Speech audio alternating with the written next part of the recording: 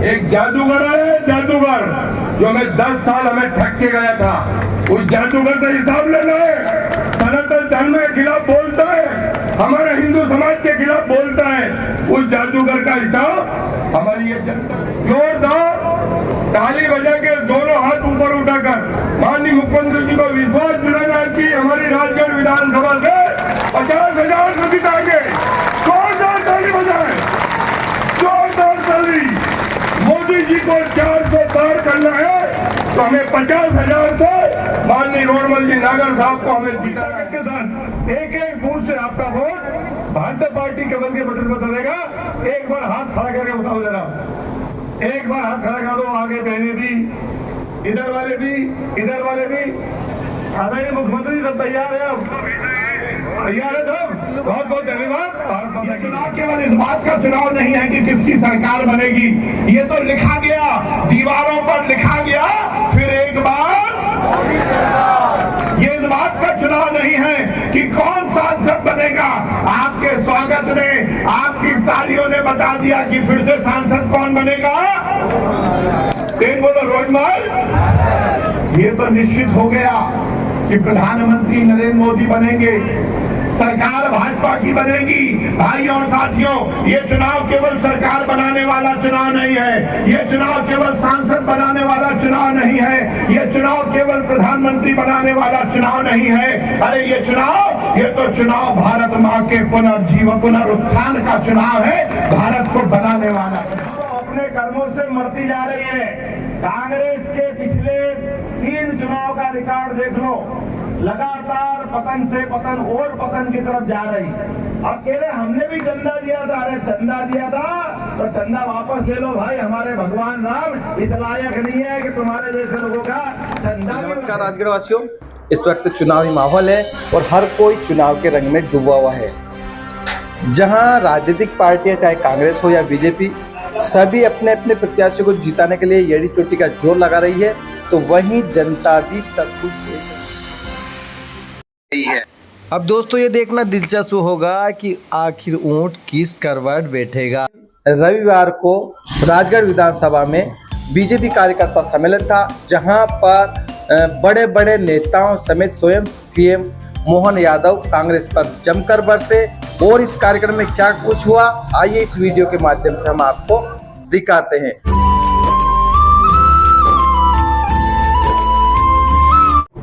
साथियों, जैसा कहा गया कि मैं प्रत्याशी,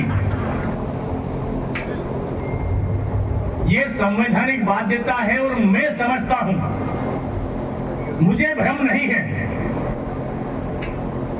मुझे भ्रम नहीं है कि मैं ही प्रत्याशी हूं। मैं जानता हूं भारतीय जनता पार्टी की पद्धति को, हम सब समझते हैं। ये जो है संवैधानिक बाध्यता होती है और इसलिए किसी न किसी एक व्यक्ति को तय करना पड़ता है। मित्रों, अगर हकीकत में अगर भारतीय जनता पार्टी का कोई सही प्रत्याशी है तो वो कमल का फूल हमारा प्रत्याशी है। कमल का फूल हमारा प्रत्याशी है और उस कमल के फूल को सफलता के पायदान तक पहुंचाने वाला अगर कोई एक व्यक्ति है तो व्यक्ति है हमारा अपना कार्यकर्ता की मेहनत से, कार्यकर्ता के परिश्रम से कमल का फूल खिलता है। उस किसका छोड़ो, यह संकट तो है। एक बार सबका अभिनंदन कर दे, पूरे मंच का और मंच के सामने बैठे अपने आप का भी। मित्रों, आज हम जब चुनाव की बेला में बैठे हैं तो राजगढ़ की इस धरती से अगर कोई बात प्रारंभ हो रही है तो हमारे अपने राजगढ़ के साथ 10 साल की सरकार का समय भी जोड़ा जाएगा। यहाँ से सांसद बन के किसी की शुरुआत हुई, उनके जीवन का जो उत्कर्ष हुआ राजनीति का, उस पर भी थोड़ी बात करेंगे।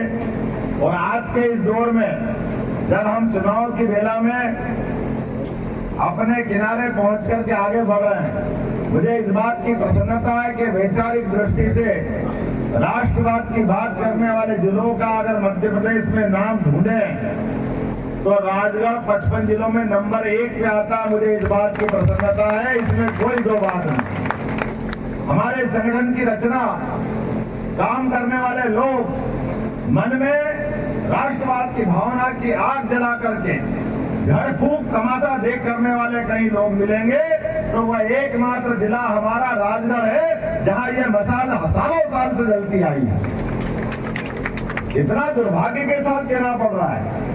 ऐसे राजगढ़ में जहां भविष्य में बड़ी संभावना है, लेकिन अतीत में भी इस राजगढ़ ने आशीर्वाद ऐसा दिया कि ये आप कहां से कहां राजगढ़ को पहुंचा सकते थे, लेकिन राजगढ़ के साथ जो व्यवहार हुआ था बहुत दुर्भाग्य के साथ कहना पड़ रहा है। राजगढ़ का नुकसान, लोग नेता तो बन गए राजगढ़ से, सांसद तो बन गए थे पहले, कांग्रेस तो अपने कर्मों से मरती जा रही है। कांग्रेस के पिछले 3 चुनाव का रिकॉर्ड देख लो, लगातार पतन से पतन और पतन की तरफ जा रही है। पिछली बार 2019 में तो एक बस में भर लो इतने ही सांसद बचे थे, खाली एक बस की सवारी थी। अब टेम्पो भी नहीं मिलेगा, इनका ये हाल रहा था। जो जैसा करेगा, क्या कह रहा हूं, जो जैसा करेगा। और ये मोदी है तो आपकी बार थोड़ा संशोधन करो। हमारे लिए अब 29 की 29 पार करने की बात करना पड़ेगी, एक भी कम नहीं चलेगी। तो मध्य प्रदेश में नारा लगेगा, तो आपकी बार और अगली बार में फिर बोलेंगे, जैसे अपन राष्ट्रीय स्तर पे बात करें तो 400 पार, लेकिन हमारे यहाँ तो हमको ही करना पड़ेगा ना, क्योंकि देश का ये अभी चुनाव मेरा, आपका, इनका, उनका, मेरे पूर्ववक्ताओं ने भी कहा कि हमारा किसी का चुनाव नहीं है। ये चुनाव इस देश में फैले हुए कीचड़ के अंदर कमल खिलाने वाला चुनाव है। इस देश के अंदर सुशासन को स्थापित करने वाला चुनाव है। इस देश के नागरिकों के मान सम्मान को बढ़ाने वाला चुनाव है।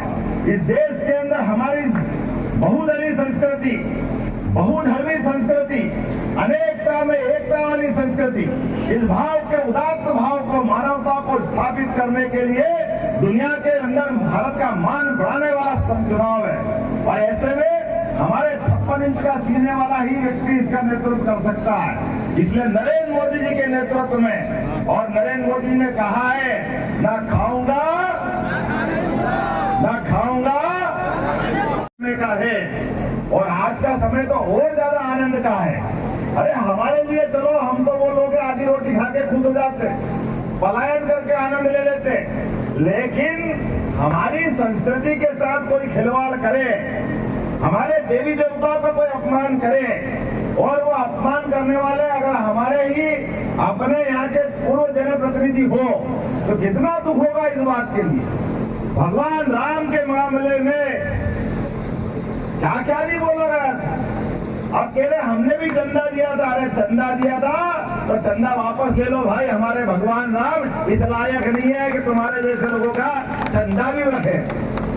सारे ट्रस्ट को मालूम है, भगवान राम का धूमधाम से सुप्रीम कोर्ट के बाद अगर लोकार्पण का मौका आया, आपने और आपकी पार्टी ने क्या कहा था, बोलने की जरूरत नहीं है, निमंत्रण भी ठुकराया।